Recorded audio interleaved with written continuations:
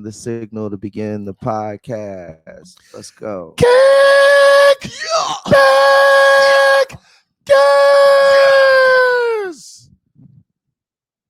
Chicago saw its most violent weekend of the year. 82 people were shot and 19 people died. There were 33 people shot since 9 last night. In one incident, 2 women were shot while driving in a vehicle in the 500 block of West Pershing. A minivan pulled up and opened fire. Both women are in good condition this morning. In another incident, 2 men were shot as they were walking down the 1200 block of North Washington. They're in fair and good condition. It's time to have the conversation. It's time to have the Chicago talk. Yeah. And we've been telling you all week that we were going to have the Chicago talk, and we are going to have the Chicago talk. So, first we'll introduce the show.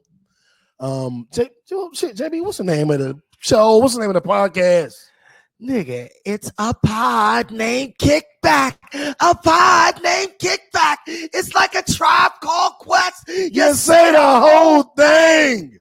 Welcome to a pod named Kickback, also known as the Black CNN, and the revolution will be televised. I'm No Breaks New, the righteous ratchet. If you throw it, I catch it. If you got it, I match it. Every Shmonday. We right back at it. I am the Black Savage. What up, y'all? It's JB Frank. I'm that gangster geek coming at you every goddamn Shmonday. Representing NW. Yeah, I clearly representing NWA. Nerds with Attitude. Welcome back again. Another Shmonday. We got a lot to cover this week, dude. We do. But we're not going to depress you the entire show. We're going to have a good conversation about Chicago because it's time. And we're also going to get into some of the other big stories of the week. Kanye West has made a power move. LeBron James made a power move. Some dumbass cops lost their job and need to be brought up on charges. Yeah. And I'll let you know how Snow Allegra felt about me and feels about me. Oh, because Lord. She set the internet on fire when she went through and liked one of my tweets. I'll let you know all about that. This guy. But let's do our high and low of the week, JB. Yeah, let's get it. What's your high and your low? Well, my low of this week, and despite everything that happened, I'm gonna go personal, right? My low of this week was seeing the fact that people in Georgia are not social distancing at all. Now, it's been months and months and months and months. My daughter is 12. My son is 11. They both have grown a lot since the last time we had to go shopping. Like, it was time. Like, I needed to get them some new clothes, like new everything. So we hit the mall after we went and looked at some apartments, and to see folks in the mall, like, I went into one store. I figured we go into one store and then get in, get out, and not be around a whole bunch of people. But everybody was just like, it was like a regular day at the mall. Like, some people had masks, most people didn't. The lady kept having to tell people to get the fuck away from my children in line because people weren't following. You know how they mark the floor now where you're supposed to stand in line? People weren't doing that shit. And it was just a hot mess. So I was literally stressed out. Like, I felt scared. So that was a low for the week for me. I mean, we got in, got out of there, did what we needed to do. Were as safe as we could be, but it was scary. After that, my high of the week is again kind of twofold, right? Because I've got the kids with me, and having the kids with me, the weekends I have them is pretty much going to be the high of the week. It kind of is what it is. But we are hanging out, and they're actually, now that they're all out of school for the summer, they're actually going to be staying with me through the course of the week next week. So that's going to be great to spend more time with them. That's what's up. And they're right there. So I'll be over there bothering y'all. No problem. My low of the week was the exact same. When I wasn't at the mall, but just seeing people in Georgia that I know that aren't social distancing. I'm like, young, I'm on Facebook and niggas is in a club with no mask on, all bunched together, smoking hookah. And I'm like, what the? What y'all doing, man? It's a lot. What y'all doing? It's a lot. Like, what? Like, for real, what y'all doing? Like, this shit's so crazy. I'm about to put a bad bitch in the friend zone. I'm like, oh, you homie, buddy, catch up with you. Like, yeah, this shit crazy. People are really just out here acting like people aren't dying. Still, like, we're not experiencing our greatest numbers ever. Thank you for saying that. Thank you for saying that. Like, the fuck? We had 40,000 in one day, the largest number in the history of the United States, in the history of COVID, no matter what country. And niggas is like, I'm going out, I don't need a mask. And the people who are doing this whole, just because you wear a mask doesn't mean you get to judge me and I don't have to wear a mask. You worry about you. No, bitch, I'm worried about you because it's a communicable disease, meaning that you could be around my coworker or at a mall with them one day, don't even know each other, you spewing droplets in the air, they get it and come to the office and give it to me. I do have to worry about you, dummy. Yeah, and be clear, most people don't have KN95 or N95 masks, so most masks have little or no hope of protecting you from other people who have COVID-19 who expose themselves to you. However, if you have COVID-19, you are doing the world a service by wearing a mask because you are lessening your contagion possibilities by more than 50%. I'm gonna stop you there, JB. They don't care. That's the problem. They know that. You're not breaking. This isn't a breaking news story. Yeah. The issue is they don't care. And I'm going on to my high because I cut y'all out later. My high of the week was I did a virtual watch party for the Roots Picnic. The Roots Picnic is a concert. It's usually outside. It'll have artists and hosts and celebrities and good music. And I did that with my siblings, my brothers and sisters who, my cousins. I'm going to show you I know the whole story by now. But my brothers and sisters, we all watched it together and chit-chatted. And I got to see some really good music. Lil Baby performed the song you like, the Black Lives Matter song. Hey. Her has and all these new artists, these new songs, they're all on the playlist. The Pod Name Kickback playlist available on Tidal, Apple, and Spotify. Mm-hmm. So download it. A Pod. JB, what's the name of the playlist? It's A Pod Name Kickback. Yeah. So we so that's available. All the new music is on there. And Snow Allegra, artist I love, always, she's been on the playlist for like a year straight. She did a good set, and then she did my musical father, Marvin Gaye's What's Going On live. And I tweeted her and shouted her out like, hey, boo, I appreciate you doing my musical father song, baby, holler at me. And she was like, oh, no, I like it. She liked my comment. And like I said on Instagram, it's over for you bitches. Snow Allegra like my post. It's over for y'all. This guy should have got me when I was single. I was right between Ashanti and Snow. You should have jumped in, ladies. You didn't, so you didn't. And that was my high. I watched it with Hook, Sister-in-Law, Nikki, Ivan. Like we all watched the shit together and was texting and tweeting about it. And it was a great concert. It was on YouTube. If you haven't watched it, watch the Roots Picnic. It was really, really good. Yeah. It was really good. Well, anyway, #overdreamers. Wait a minute, JB. What are you trying to say? Yeah. But just to give a little segue, I'm gonna have. Why don't you introduce this new segment because this is your brainchild. You know what I'm saying? So this is the weekly Kickback Fact. It's going to be something that's random that you don't know, we don't know, or maybe one or two of you know, but it's a random fact. And you all know we do this the hashtag era, right? So let me break down what a hashtag actually is. It's actually a symbol that's called an octothorpe. We should let you do this shit because they probably knew that word already.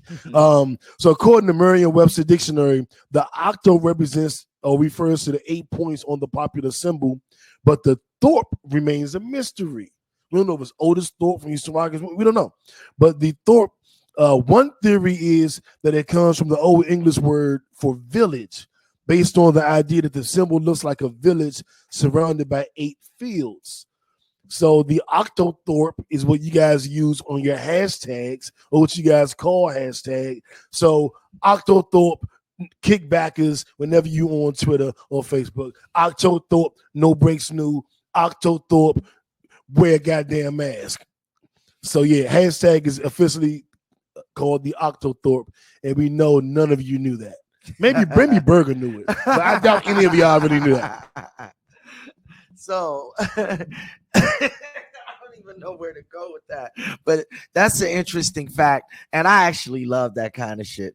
I love learning that kind of shit because you'd be surprised at the times where it can become applicable to a certain situation. So I'm gonna use it.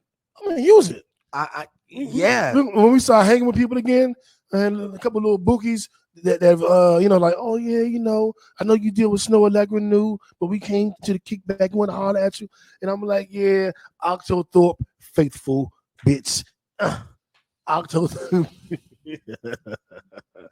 Had you heard of that word? No, I actually haven't. I've heard of a lot of adaptations of using Greek prefixes and those kinds of things, but Octothorpe, no, never heard of that one. Yeah, I never heard the hashtag referred to as that. It was a number sign at first, excuse me, and then it was the hashtag, as far as I know.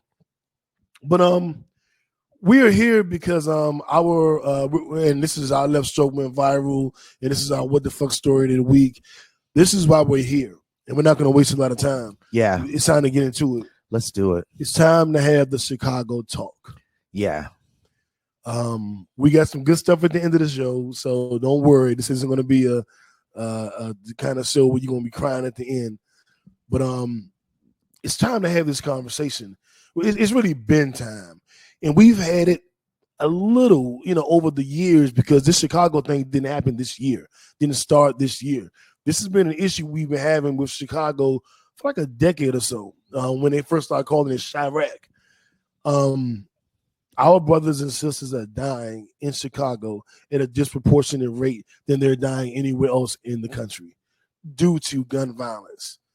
And I don't believe in black on black crime, because if you go to a white neighborhood and they killing each other, is that white on white crime?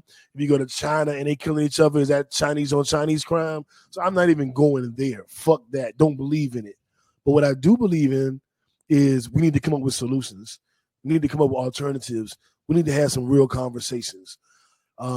Father's Day weekend, last weekend's show, when we were talking about protecting black women, we skipped Father's Day to have an entire show about protecting our sisters. Yep. And while we were having that show, 104 people were shot in Chicago over that weekend.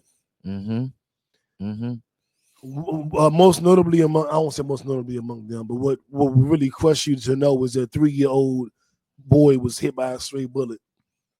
Wasn't banging, father wasn't banging, just the bullet went through the window, and there you go. It's time, and it's a lot of different fronts. JB, we have the gang violence, we have just niggas drug wars, we have the blacks versus the Mexicans that existed for a period. Well, we need to unpack all of it. I think that where we start is we start where we are now and work our way backwards, right? Because right now, this thing is at a boiling point. This thing is at a critical mass. We have seen the highest number of murders in the Chicago area ever, right? So it is worse now than it ever was, ever before, despite how bad it has been over the last decade.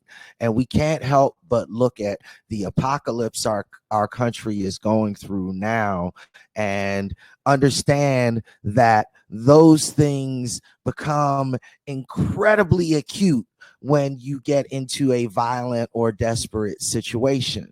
And the people of Chicago have been in a violent and a desperate situation for decades. So we can only project that it will get worse. But what we need to do is we need to mobilize the activism that is changing political things in our country and utilize those to change social things. That is why Malcolm X is on the same level that Martin Luther King is, not because of the legislative activism that he undertook and manifested. It was the community activism that he inspired, and both of them are equally important. It's time for Chicago to go to action for its community, and I don't mean just stopping the violence. I mean ending the despotism that causes it. Very well said, JB. We've been talking to our ubiquitous clandestine informants, people in the Chicago area who, that's my Joe Clark word, who have let us kind of given us a ground view of what's going on, and watching, either online or having conversations on the phone. I've seen a few things. One, there was a period of time where the blacks and the Mexicans were at war, and they were just going at each other, and whoever got hit got hit. That was ugly. To my understanding, that has slowed down, and I'm very happy to know that. If I'm incorrect, feel free to correct me. But from my understanding, that has slowed down. Very happy to hear that. There are, our Mexican brothers and sisters have actually been marching for Black Lives Matter.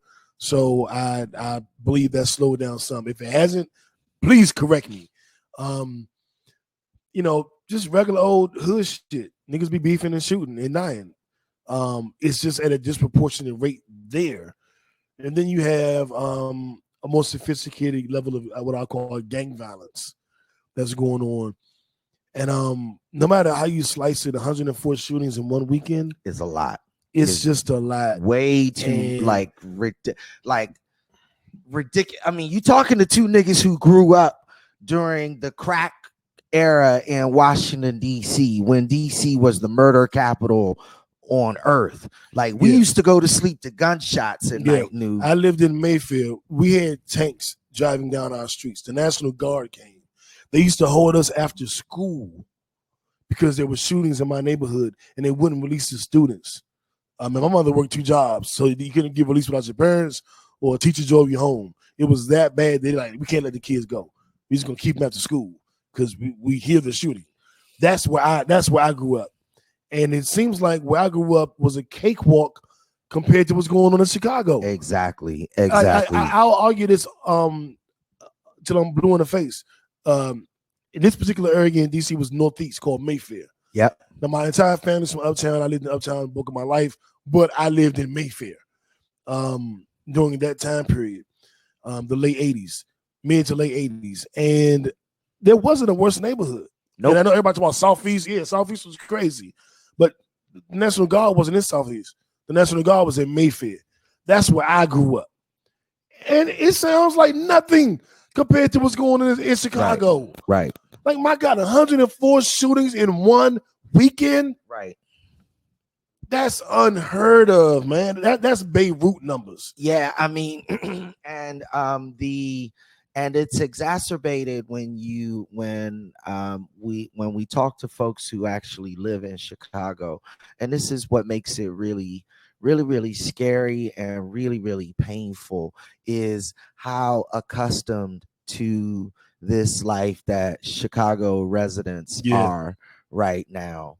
And again, we are niggas who grew up in the hood and grew up with violence and grew up with acute violence, but this ain't what I grew up with. Like 100 people dying getting shot. Well, 100 people thank you. But 100 people getting shot in my city across a 24, 48 hour period is just bananas. Like, it's a lot. And so, you have to look at you have to look at what drives people to violence anthropologically new to understand this situation, because looking at it as like a black on black or white on white, or this gang versus that gang, or this set versus that set, or this family versus that family thing, is not looking at the big picture and not really solving the problem. You know what I'm saying? I agree 100%. Desperate, without justice, a man becomes savage. Mm-hmm. And if you don't have the justice to be able to eat, take care of your family, put it better, provide for yourself, you're going to resort to savage activities. But when you're resorting to savage activities amongst other savages, it's going to become, it's going to become territorial. And it's going to become a war. You're not going to take what I'm trying to take. You're not going to take from me what I've worked so hard. You're not going to, there's 2 slices of bread there. I have 8 people to feed. You can't have any of it. Right. Any of it. Right. I can't. Bet. Now we got a problem. And you look at the situation that we watched the video earlier today concerning the Latin community and the Black community, and that's what it was. Like that's literally what it was. That's how bad it is.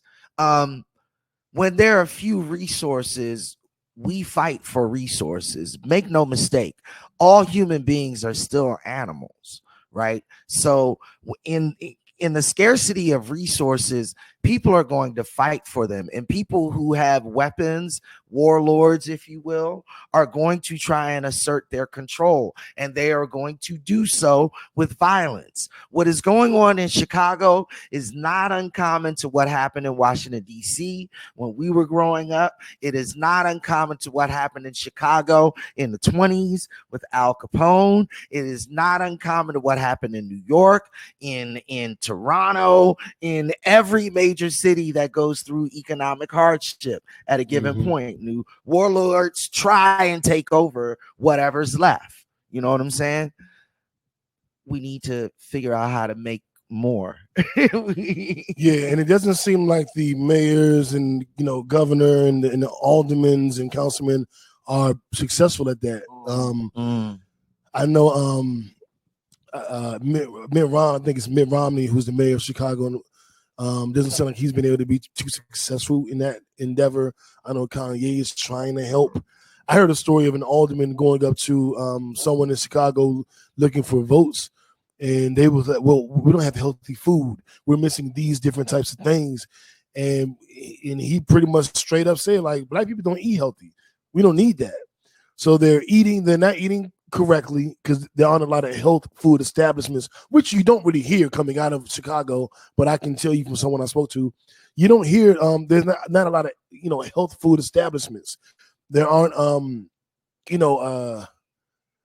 the basic things you would need for a healthy life, to be in a good frame of mind, good housing, good education, good schooling, good teaching, healthy food around. Opportunities to do something other than bang, or than be on the corner. Well, and so Nu, if I can, allow me to geek out for just a moment and tell a brief economic story, because I think that's important to us understanding what is going on in Chicago right now. But I also think it's important to understanding how to fix the situation. And these aren't excuses. Absolutely we are not explaining through our understanding how Chicago got here. Exactly. And I think once we understand how Chicago got here, yes, we can start peeling back some of the layers and backtracking and doing the reverse, and figuring out a way to get the hell away from here. That's exactly right. Where did the wrong turn happen? Now, Chicago is a Midwestern city, and like most Midwestern cities that face issues with immigration because they are landlocked, they tend to focus on isolated industries and isolated technologies. Detroit with auto manufacturing, Cleveland with resource mining and gathering, and some auto manufacturing. Chicago was actually the tech town. because Chicago was at a railroad hub, was at a crossroads. So Chicago saw way more immigration than other cities did. The Southern migration started with people going to Chicago, right? Okay. Chicago basically was a tech town for most of its existence as it developed, as the country developed. Now, Silicon Valley cut the legs out of Chicago's status as a tech town. And so, you had people like Frank Lloyd Wright and architects and scientists and engineers. The University of Chicago is still one of the best engineering schools in the country. I think it's second best next to MIT, and then third is Caltech. Okay. Right? But those tech resources couldn't stay in Chicago to get beefy tech jobs. They had to go somewhere else. They had to go to Seattle or Colorado or California, or like my homeboy did, get a professor job in another town that was booming. You know what I'm saying? The money just wasn't there. Now, when that top layer of money disappears, the layer of investment at the middle layers disappear. Right? Because it is those black engineers and those black doctors and those black lawyers who invest in black real estate ventures and black businesses. You know what I'm saying? Those people literally had to leave Chicago. You see what I'm saying? Okay. That is what happened to Chicago. So what needs to happen right now in Chicago? Chicago needs to understand how to build itself up from the ground up. And in my opinion, it starts with education and direct investment. And what I mean by direct investment is literally putting young motherfuckers to work. But there's no opportunities for them to go to work, then that can't work. And that's the problem. They're frustrated because those opportunities don't exist. And that falls on the city's government.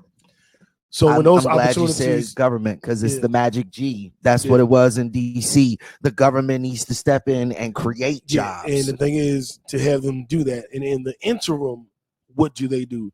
Because waiting on the government is going to get us a whole bunch more weekends like Father's Day. It's not about waiting on the government. It's about pushing the government through political action. And we just saw a series of protests we've seen, and we're going to talk about this later on the show, how the black agenda is now becoming more a part of the forefront. And what we need to understand as a people is that we can't sit humbly back and say, oh my God, everyone's paying attention to us. No, we need to say, nigga, everybody's paying attention to us. So we need to start saying what we need to happen now. Exactly. And that is the absolute reason why last week the show was Protect Black Women, and why this week the show is Let's Have the Chicago Talk. Because we're going to use our platform to raise awareness to the areas where we need help. Yes. I want the people in Chicago that may see this to know we're not saying, y'all go fix this shit and talk to us tomorrow. We're saying we're highlighting what's going on, and we're pointing out what's wrong, so that in the hopes that this reaches other people. And it may not reach the government, the high officials, but it might reach 10 people in Chicago. And then those 10 people can go, I do know a congressman, I know an alderman, I know my uncle who is a lawyer, and then it gets to him, and the conversation keeps going. Or maybe it's somebody in D.C. that gets the wind of it. Or maybe it's Ruta Jabril or Ebony K. Williams or who the fuck ever. Somebody gets wind of what the fuck we're talking about, so that we can bring attention to what's going on. And so that maybe some of our John Browns, our white brothers and sisters, will go, it's time to march for Chicago. Maybe we'll decide it's time to have a march for Chicago, not for one black man that was killed or for one black woman that was killed, but for an entire city that's being killed. And that's what I'm trying to get across to you guys. Is it's time to take that type of action. We've been raising awareness masterfully, and I don't have a critique or a criticism. I applaud everybody that's been involved. You are amazing. You have done a You've done a better job than our generation did. Yeah. Shout out to the millennials. Absolutely. You fucking rock. Absolutely. I need you to pay attention to what's going on in Chicago. I need, when you're making your signs, I need awareness. We need more education in Chicago. That's a good sign. We need, and I also heard this, that the police department was defunded in some of the hood areas in Chicago and pushed out to the suburbs to make sure that the violence didn't get out there. That doesn't make sense. That doesn't make any sense. You need to handle the problem where the problem is. Well, not worry about it spreading unless you just don't give a fuck about the people that are being affected. No, I'm very glad. Tupac said, JB, so since we live in the same building with the drug dealers and the killers, we supposed to be cool with them? Because that's the neighborhood we live in. It ain't a problem till they get outside of there. But we scared. We in the same neighborhood. We got, rest in peace, Tupac, but he broke that down so eloquently. Well, I mean, you hit the nail right on the head, and I think you touch on one of the places where the rubber really kind of meets the road in terms of this Black Lives Matter movement, and it's coincidence associated with other issues within our communities. Because defund the police doesn't mean stop the police from existing. It means make the police our allies rather than our enemies. And here's how we need to do that. You know what I'm saying? Because, taking the police and moving all of their guns and their military shit to a white area so they no longer know the community in which they feel they primarily need to police because there's crime isn't going to fix the problem. That presence needs to be in the community, but it needs to be properly trained and properly funded. And the organizations around it need to be properly funded. So the police's only job is to enforce law enforcement, and their job isn't to try and do everything else, right?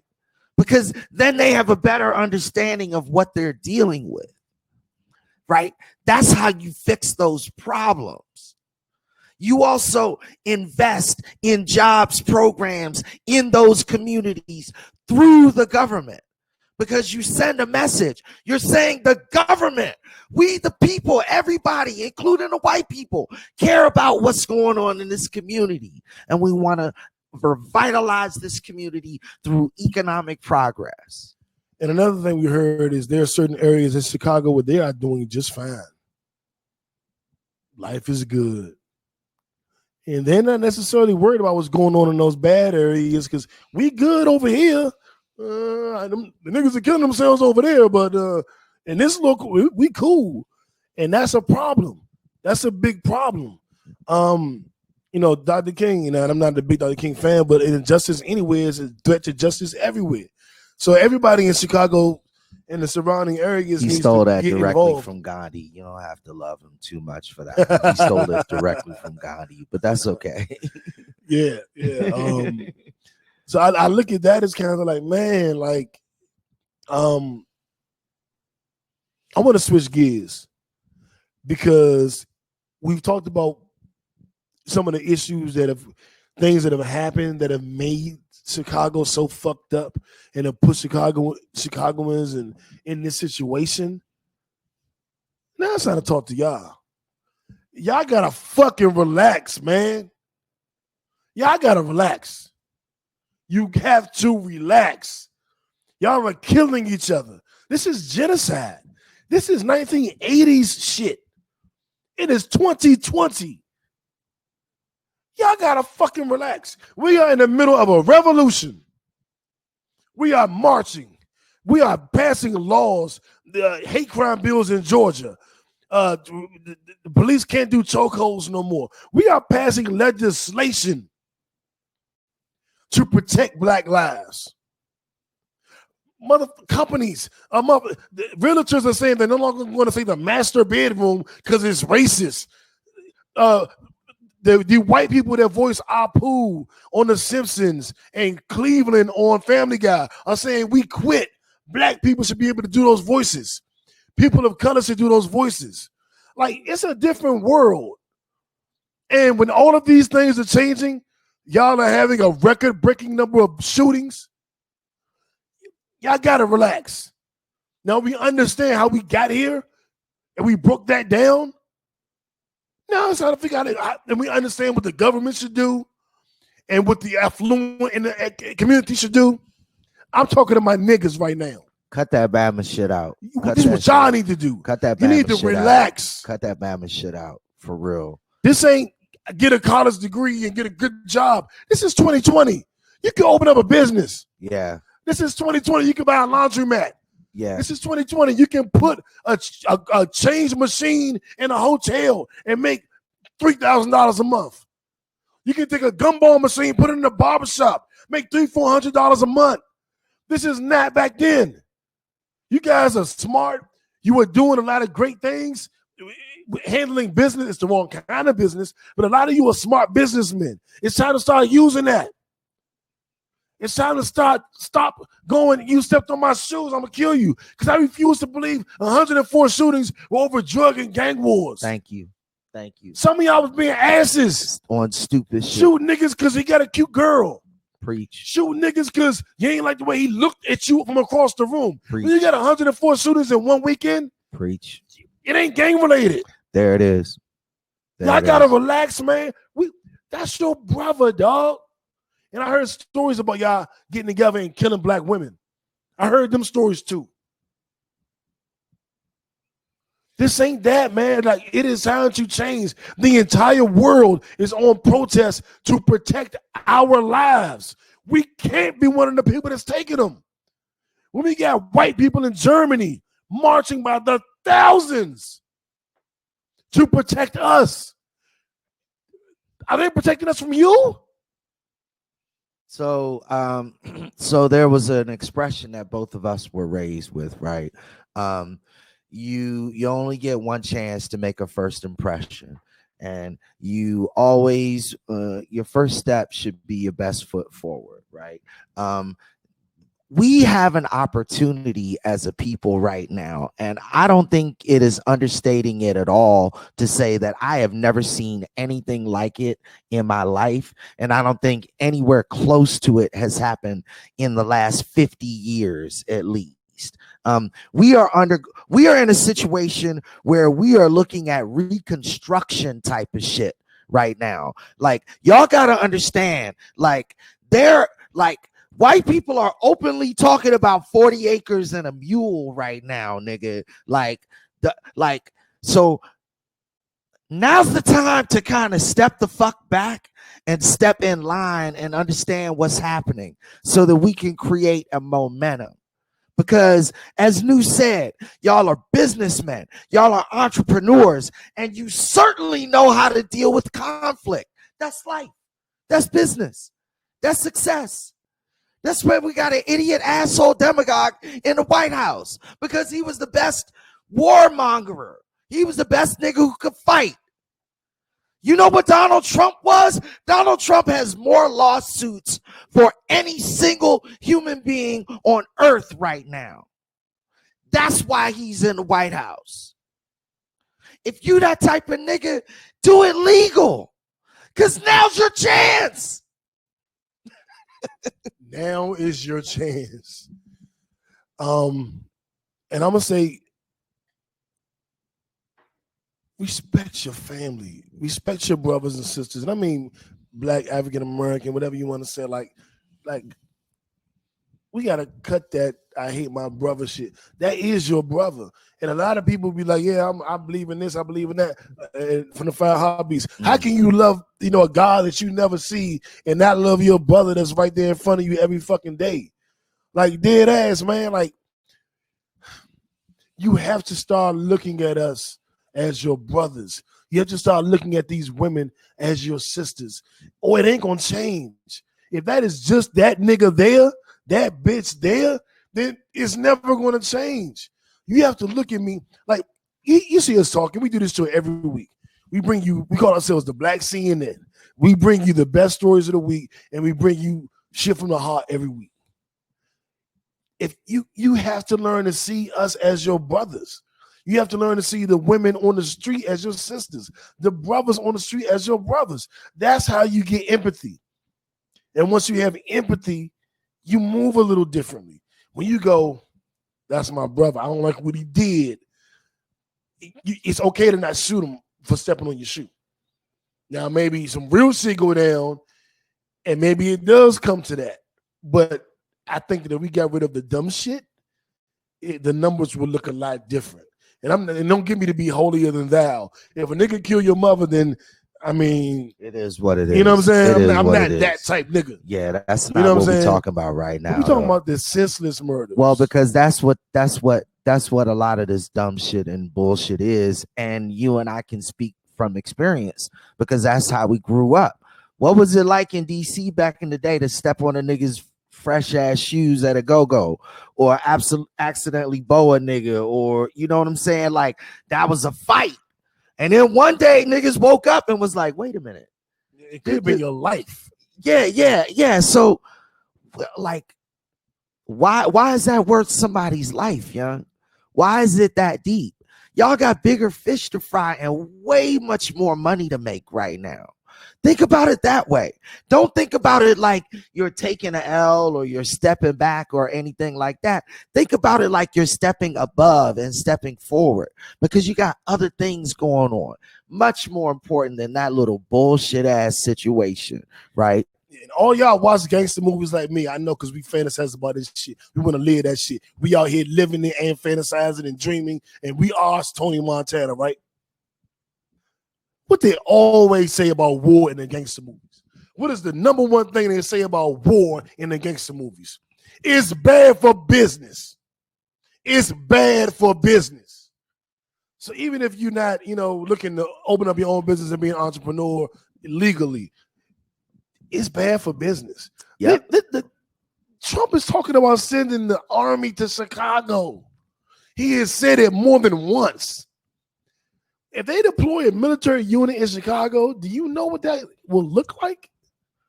Yeah, Chicago. I've seen tanks on my street in my neighborhood. It's different, dog. Yeah. That means there's no state control. There's no local government. It is martial law. It is a United States government, and you guys will be insurgents. And if you don't know what an insurgent is, think about when the U.S. went to Iraq and started killing the insurgents, or locking them up in Guantanamo Bay, and have taken pictures of them naked, building pyramids and all kinds of weird shit. And those weren't people in the military they were doing that to. No, they were civilians who just happened to be fighting back. They were you guys, Iraq, Chirac. That's what Trump is talking about doing. And it's not a game. It's not a game, and this is an important conversation, one that we had to have. I hope something we said made sense and hopefully got through to somebody. Even if you got to tell your cousin, hey, yo, watch this episode. Hey, yo, these niggas said this. Have you thought about that? Hey, yo, whatever. Something needs to happen, because we can't have another weekend where 104 people were shot in Chicago. We can't do it. It can never, ever, ever happen again. That's a lot. It can't happen again, man. And and so let's move this. Let's start to move this thing uphill a little bit, new, because one of the things that we both alluded to are some of the opportunities for our own community politically that we can take advantage of. Case in point, let's take a look at what's going on with Facebook right now, because I think it shows a perfect example of how we as a people are making an impact on everybody right now. Now, the reason why I am making this transition from Chicago to this statement, new, is because I think within the context. Oh yeah, well, yeah, and I'm telling the Kickbackers too. Within the context of Black Lives Matter, Chicago should be a very, very relevant, critical, and crucial part of our messaging, with Black Lives Matter. And I said our because you've got more than just the original Black Lives Matter people now behind your movement. You know what I'm saying? So when you talk about reforming police, you need to talk about reforming communities and the way communities are structured as it relates to the police for these types of specific reasons, right? Now, the reason why we have that opportunity is because everybody is paying attention right now, including businesses and big businesses that spend billions of dollars on companies like Facebook. Mm-hmm. And a lot of them are pulling out. Pause, press play, whatever. So a lot of different businesses have been pulling out of Facebook. Mark Zuckerberg, and I meant it, Zuckerberg. Yeah, it's all $7 billion in 24 hours of investors who are saying we're tired of this shit and we're not going to put up with it. Basically, the Trump rhetoric, how he's letting a lot of the Trump hate speech get out, but censoring everybody else. So yeah, soap companies and it's a bunch of different companies who have pulled out for 2020. And a $7 billion loss kind of hits the pocket.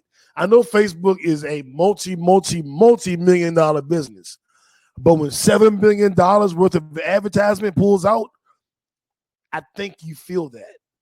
And I think that's what's going on now. And now they're saying they're going to start censoring a little bit more of the Trump speech and the hate talk that comes from, the right. But that's because of what's going on now. That's because of the Black Lives Matter movement. That's because everybody wants to be on the right side of history. And because of that, $7 billion have been lost. And that's real.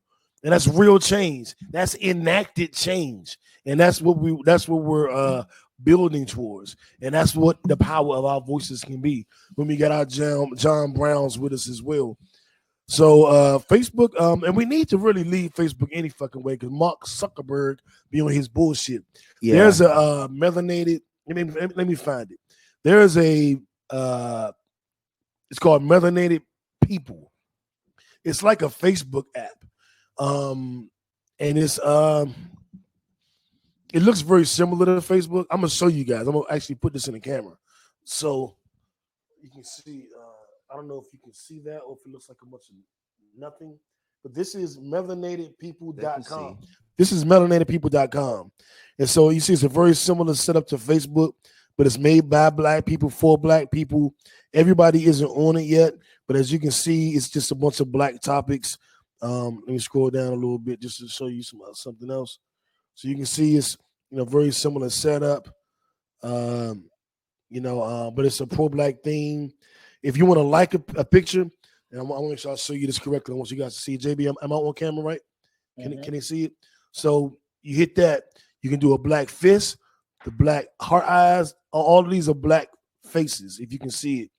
I'm going to do the black fist. So I black fisted that, and that's the equivalent of a like.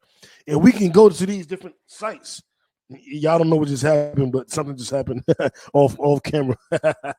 No need to mention that. To mention that. So we have different opportunities to do different things. Like it exists.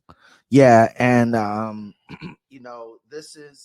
this is our voices in action. This is the movement in action. This is the momentum, and this is what we're talking about. And what I'd like to see is our leaders, our organizers behind this movement take more strategic action because these people are looking for direction. Commissioner Goodell showed us the model with the NFL players. Remember that? Like, what do I say? Commissioner, say this shit.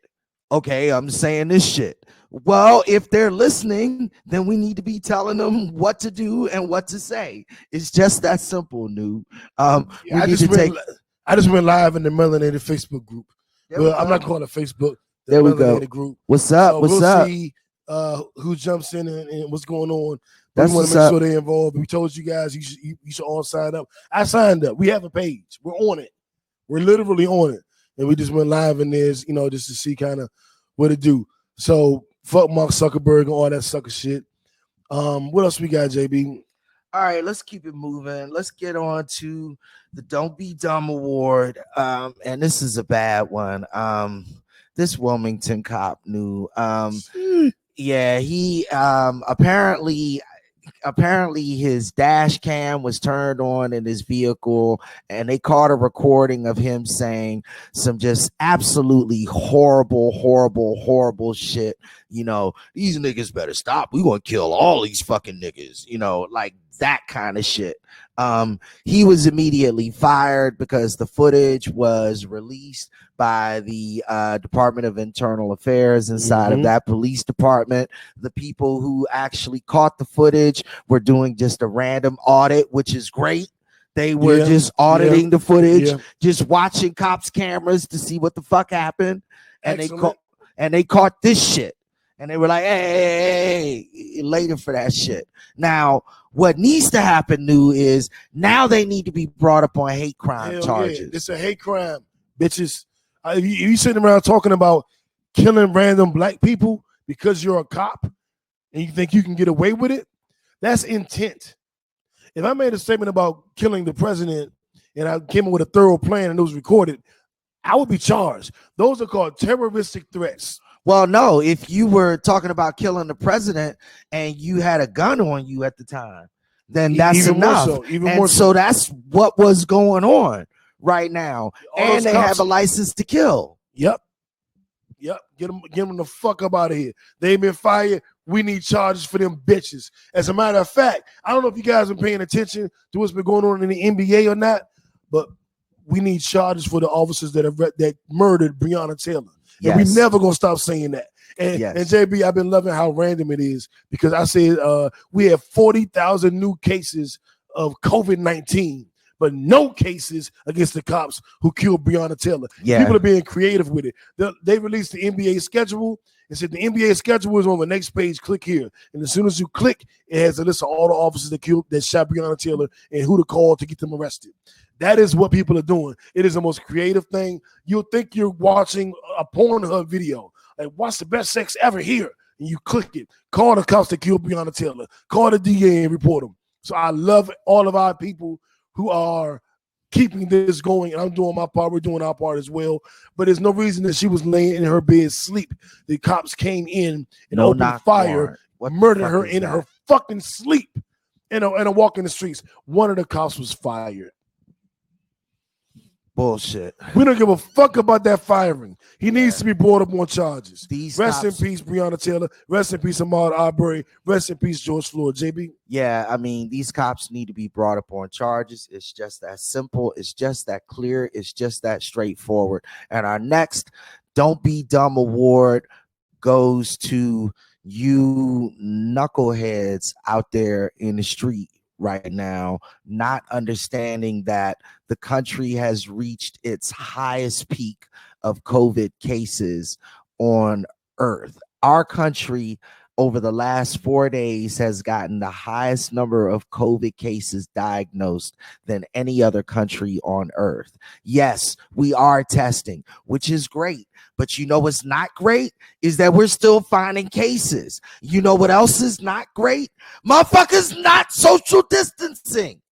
Remember what my low of the week was? That's a problem.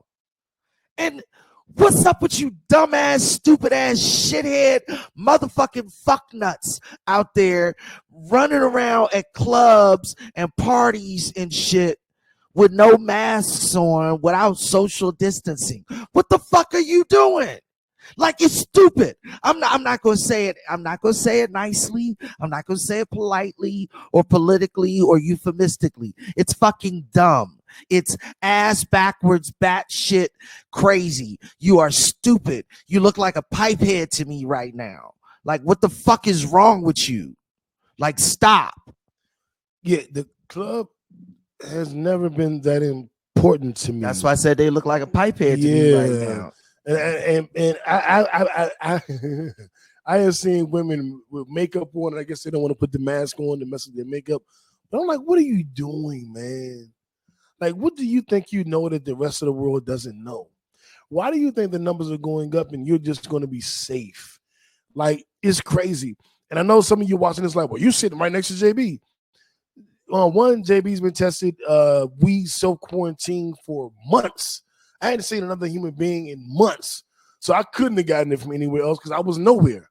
And and when we're out in public, we are wearing masks, we're being very cautious, and we're not doing random shit. Yeah, I'm definitely not up in no clubs or no public places without no mask on or fucking around. And even if one of us thought we were in a position where we were compromised, then we were like, hey, look, I ain't coming. It's happened. It's happened. happened. And we told niggas, you can't come back for 14 days. You wanted to go do that, we'll see you in 14 days. I've told women that. Like, I see how I smell in 14 days. You know what I'm saying? Like, I'm not fucking around because this is our lives, y'all. And I don't know why y'all are being so reckless and so cavalier. And you don't get an extra point like you're ballsy. Oh, you gangster. You went out there. I look down on you. You're weird. You're a fucking weirdo. Yeah, you're beyond weird. I mean, honestly, you're just stupid. It's just bad. Like, it's all the way bad. Y'all are stupid. That's all I gotta say. Like, that's just really, really dumb. Let's and you can get to some sense of normalcy. I don't have an issue if you want to go and pick up a meal at a restaurant, or if you want to go for a walk in the park. I actually encourage that social distance, but because we're in the park, we go play disc golf, but we're not going to clubs. We're not clubs, with 1,000 people around us drinking and smoking and yelling and laughing, and nobody has on a mask. That's crazy to me. I wish you the best. I hope everything goes well. But and for the people who say, well, you worry about you and don't shame me for not wearing a mask. I can do what I want to do. I have to shame you because your dumb ass can be around a coworker of mine, and then they come back to work and get it shit to me because they was around your dumb ass. Wearing a mask doesn't necessarily protect you. It protects other people from you. And if we all decide to protect other people, then we're all good. What you're doing when you don't wear a mask, you're saying I'm not protecting you, and that makes you a selfish dumb bitch. Got the numbers down. When people were outside without masks on, the cops stopped them and told them to pull up their masks, and if they didn't, they were detained. That's what happened in other countries. That's how other countries got their numbers down. That's how important a mask is. Like, that's just what the fuck it is. Like, don't be dumb. Like, it's ridiculous. Are you really saying you don't want to protect anybody else? If that's your stance, then I ain't got nothing for you. I guess that's just you. Yeah. Told you put a bad bitch in the friend zone. Get your life together. Let's move on, New. Before we move on, I do want to say one thing. I've been taking sea moss with bladderwrack, sour sop leaf, and black seed oil, which tastes like pencil shavings. It tastes like you sharpened the pencil. If you ever smell what it smells like to sharpen the pencil, that's what it tastes like. And the other two are capsules. When you tasted it, JB, what do you think? It tasted like wheatgrass to me. It didn't. I didn't quite get pencil shavings, but it's all good. So I've been taking that. Those are things you can take. They all have different immune system boosting effects. Vitamin D3, of course, boosts the immune system. Vitamin C, 1,000 milligrams a day, boosts the immune system. You should have a very good multivitamin. I did a whole video where I showed what I take daily. And this isn't a expectorant, which is like Mucinex, which will break down mucus in your system, make you cough it up.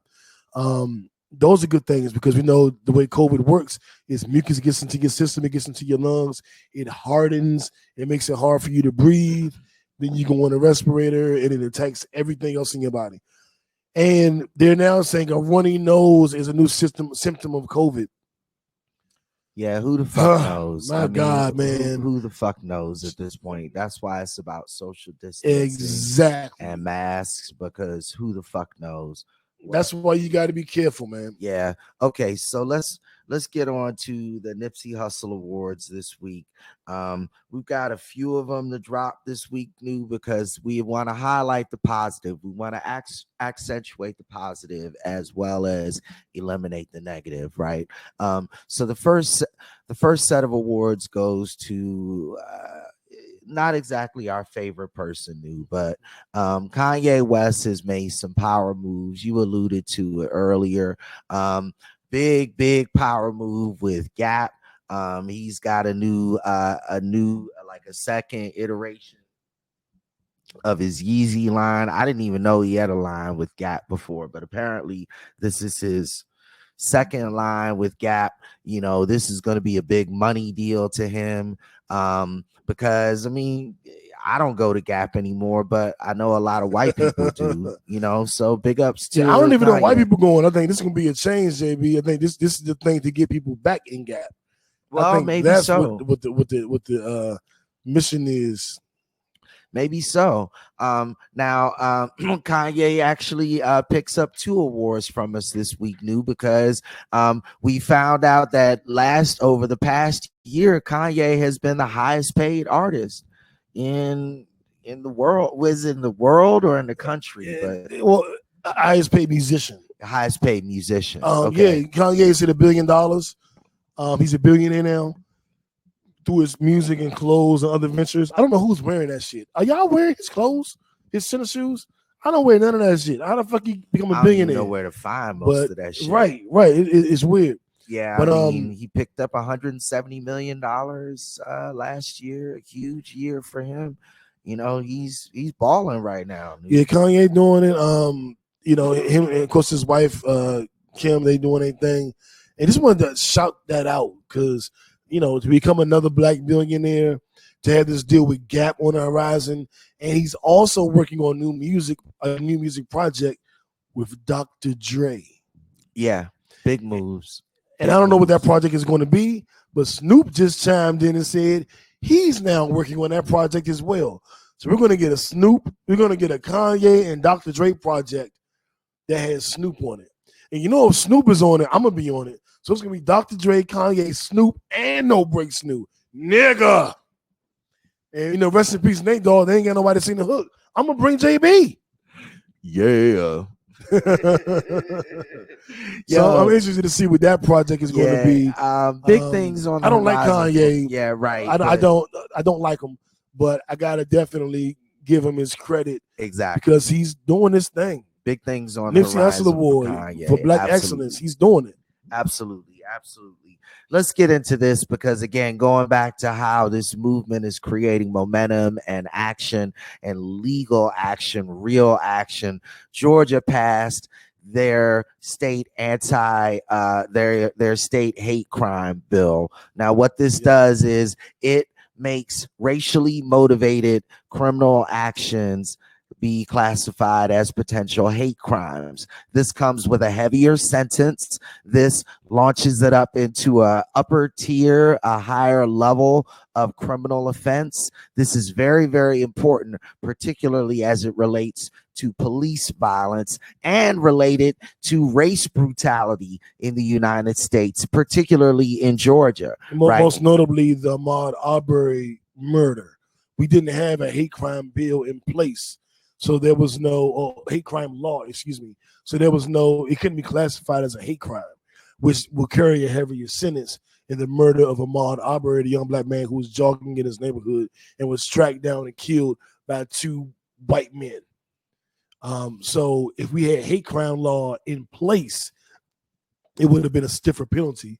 Absolutely. So shout out to the streets of Georgia, AT aliens, for marching and causing a ruckus, and shout out to our mama mayor, Keisha Lance Bottoms, for being very instrumental. And I guess shout out to Governor Kemp for actually signing it into law. And shout out to our Georgia voters and our Georgia, at-home political activists who wrote in, tweeted, text, email, called, wrote, and said how important this bill is for the people of Georgia, because the bill has been on the table for quite some time now.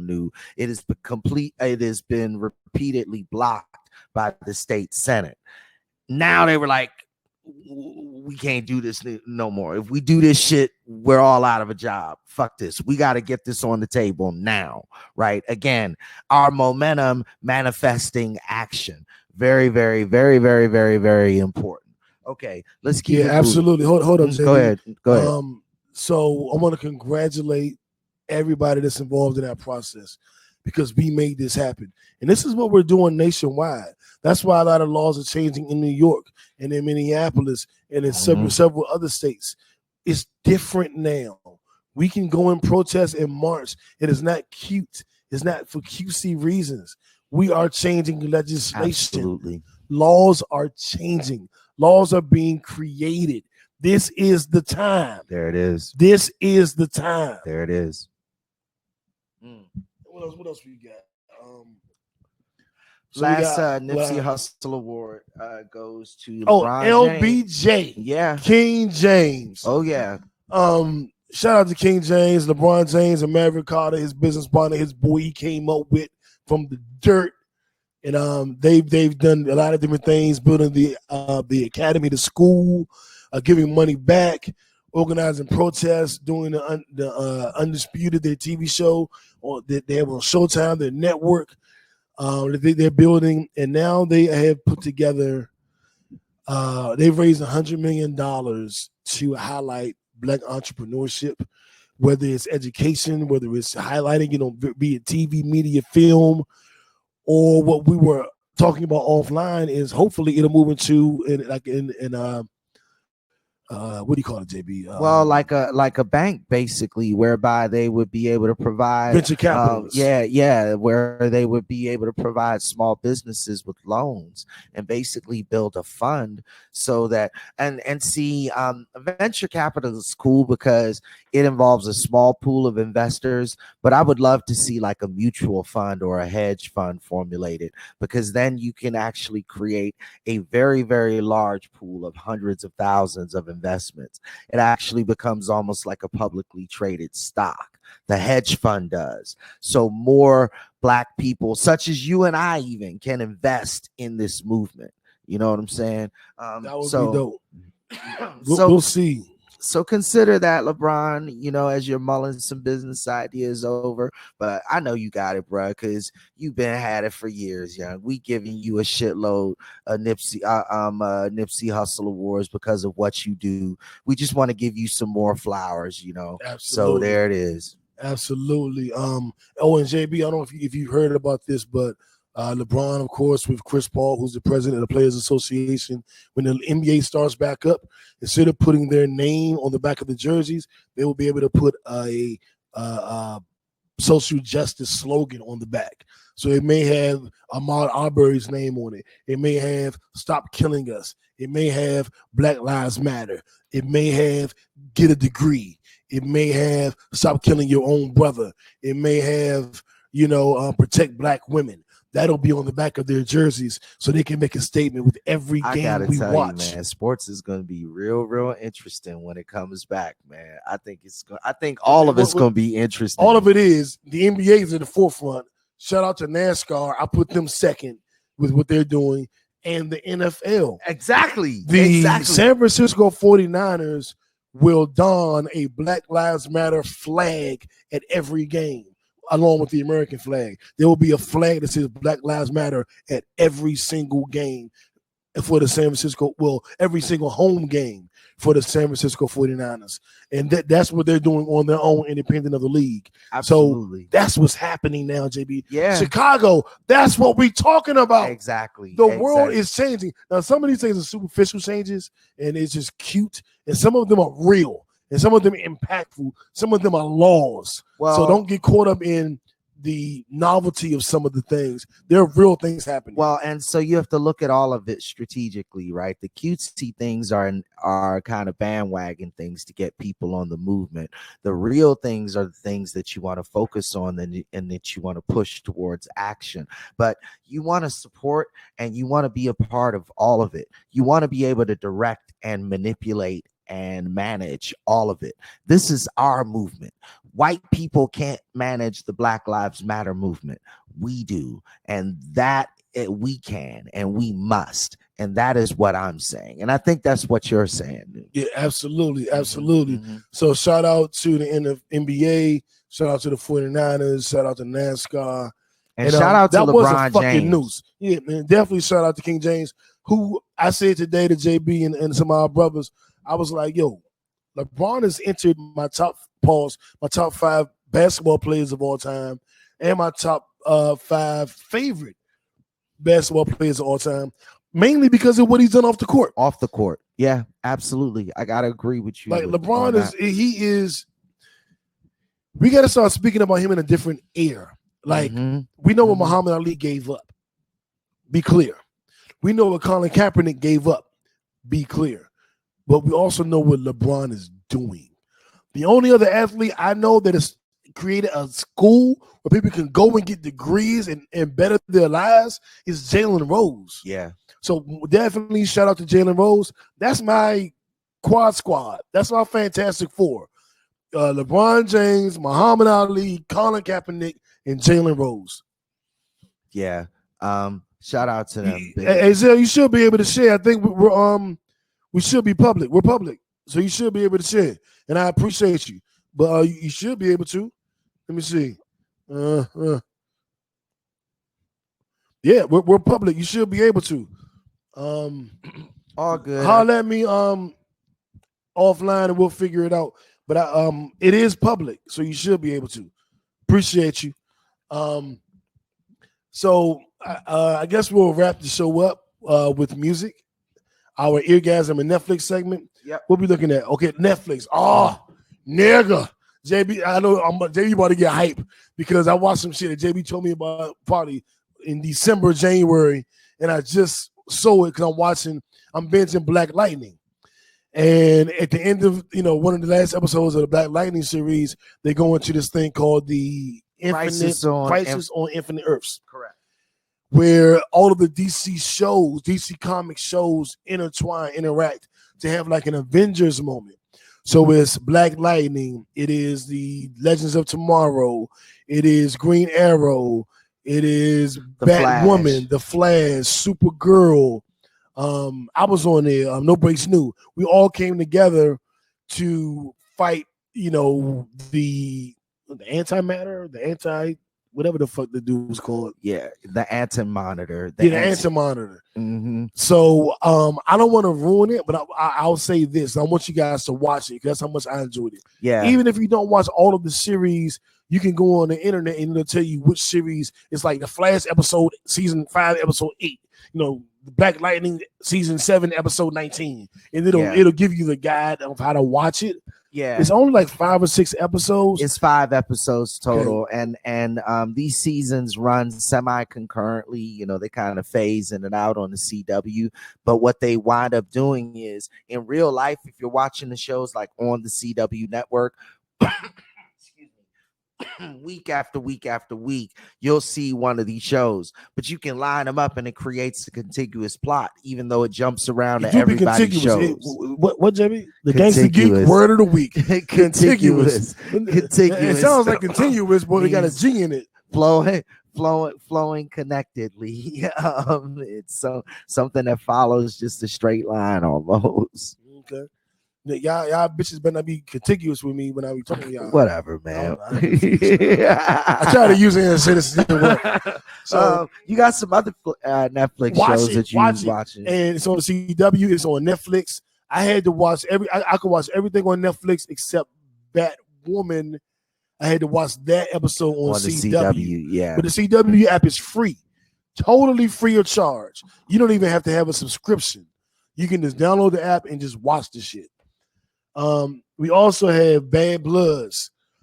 Now, Bad Bloods is a gangster series, mafia-esque, based in Canada, based on a true story, and it's on Netflix. The first episode is 6. The first season is 6 episodes. Second season is 10 episodes. I'm on episode 8 of season 2. This shit gangster. Nigga. I don't want to ruin it for you. I don't want to give you no spoilers, but I'm gonna tell you, it's gangster. There's a little sexy joint on there, season 2. Ooh-wee. And the homie Declan, gangster. It's and it's based on a true story. So this is some real life gangster shit. It's like Drake's uncle. It's some real life gangster shit. You gotta watch it. It's Canada. You gotta watch it. Also, Beyonce has a visual album called Black is King, and it is based on the music from The Lion King.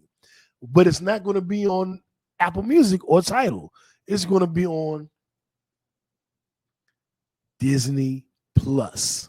Interesting. It is a visual album, which means nothing but videos. Interesting. So yeah, it should be pretty good. She has a new song called Black Parade. We'll talk about it in our Orgasm segment, but I'm sure that's going to be a part of it. It's one of them pro-black, power to the people, let's get ready songs. Right. Love B. B always step up to the plate. Well, that's a perfect transition. Dude. Yeah, so and just really quickly, Five Bloods is out. I haven't seen it yet. Spike Lee movie, and Will Ferrell has a movie on Netflix. I haven't seen it yet. I'm going to watch it. That's my guy. I'm gonna light a blunt and watch that shit. Yeah, I've been saving my last blunt for this movie. Absolutely. So I'm watching that shit tonight. Our Orgasm segment. JB, there is so much music that has come out the last couple of weeks. Mm-hmm. Our Pod Named Kickback playlist, I just revamped the whole thing. Yeah. I took the whole day to scratch. I know, nigga. We was listening to it the other day. Yeah.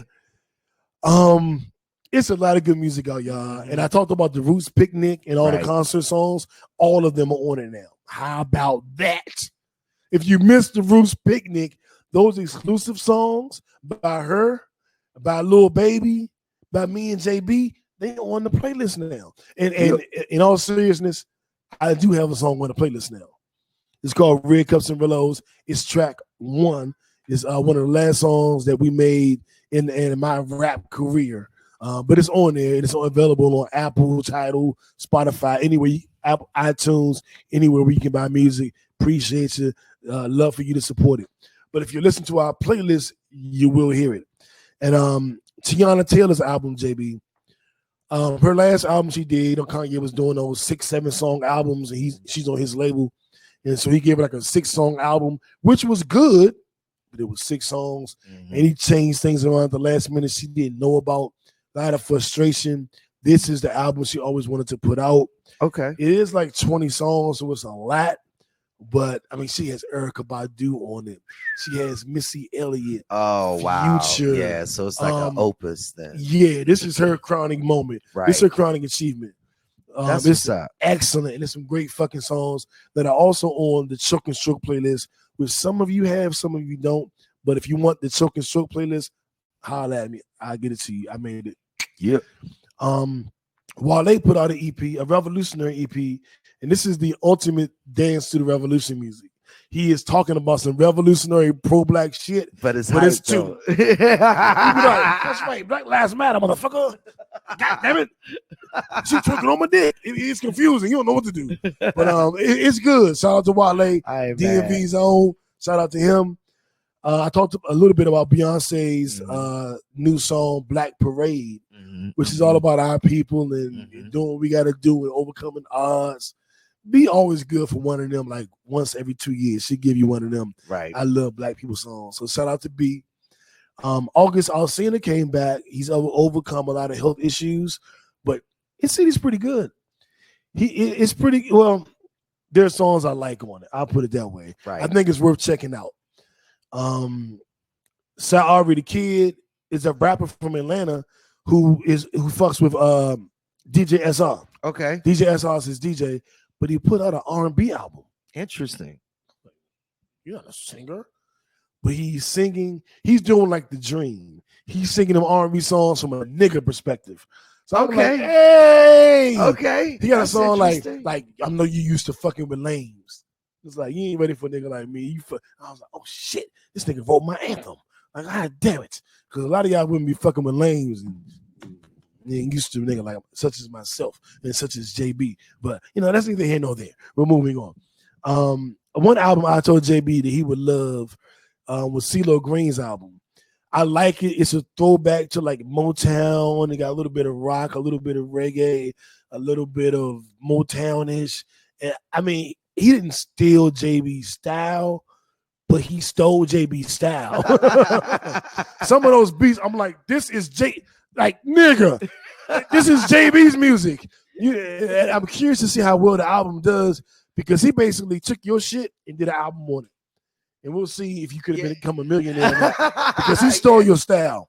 Wow. Okay. I got to check that out. I haven't checked it out yet. You told me about that yesterday, but I haven't caught it yet. I'm going to have to listen to it. Definitely check it out. And next week, give us a report. Absolutely. On what you think. Did he do your style justice? Or am I wrong and he didn't take your style? Okay. So let us know. I'm going to peep that for sure. Black put out an EP. You know, he's another one of those real niggas that give you that nigga R&B for the niggas. Because people don't make R&B for us.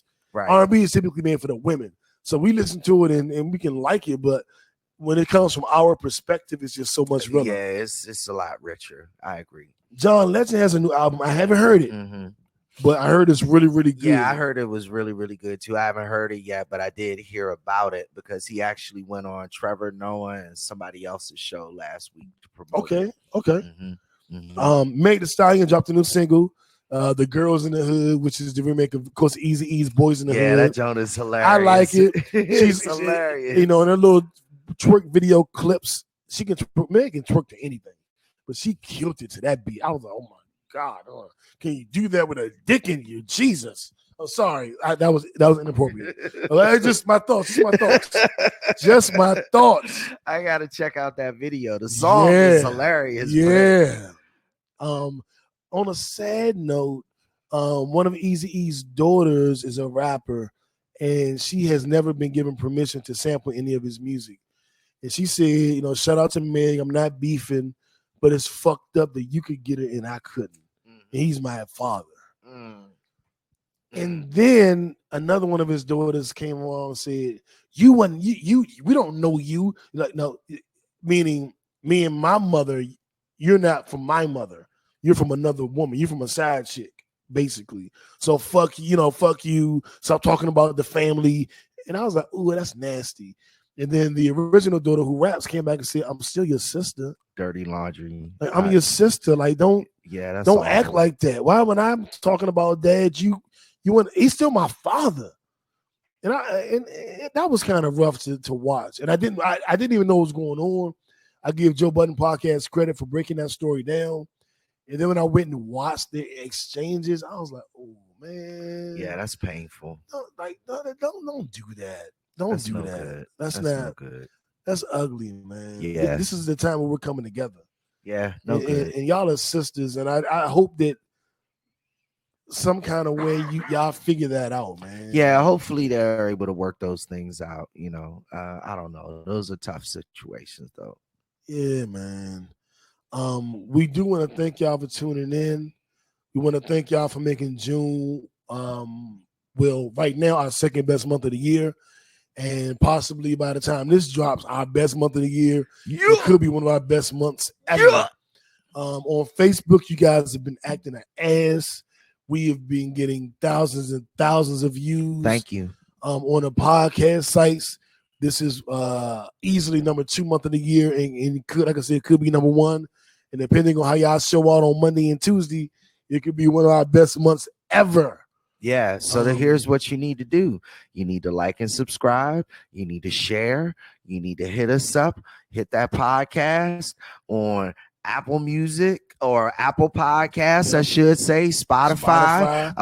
Google Play, all of the Christian podcast Mingle sites out there. It's a pod named Kickback. You need to subscribe to Patreon to get that offline content, those pre-games, those post-games, those outtakes, all of that's there for you. What are the denominations, dude? Man, if you're a kicker, it's $2 a month. Kicker. If you're a backer, it's $4 a month. But if you're a JB, do with me. If you're a kickbacker, it's only $7 a month. and shout out to everybody who's contributing to the show financially. Yeah, you're putting your money where your mouth is. Thank you, and we thank you. We really, really do. No doubt. In this time That ain't the easiest thing to do. So thank you for your continued support. And all I can say is we got some surprise. I'm not gonna say a fucking thing. I was about to say something, and my mind said, "Shut up." No. Let's save that Right, too. Yeah, right, let's save right, that. right, Let's save right. that. Let's So save that. just keep Some supporting, things in the works for and you we'll guys. keep putting things out there. Absolutely. And Absolutely. we got a lot more coming. Absolutely. Especially going into the end of the year. So we Mm-hmm. love you. We appreciate you. Please stay safe. Even if you don't think you need it, please wear a mask for the person that does need it, that's out there with you. Whether you're at the grocery store or whether you're at picking up fast food or whether you're at the office. If you don't think you need it, please do it for the other person. Absolutely. Care enough for your fellow man. It's just that simple. Just that simple. Hey, man, good night and God bless y'all. We will see y'all drive time first thing Monday morning, 5 a.m. for our podcast listeners. And we will see you Facebookers, you kickbackers, next Monday, a pod named Kickback. Uno, we out. What up, Mr. Brown? It's always a better show.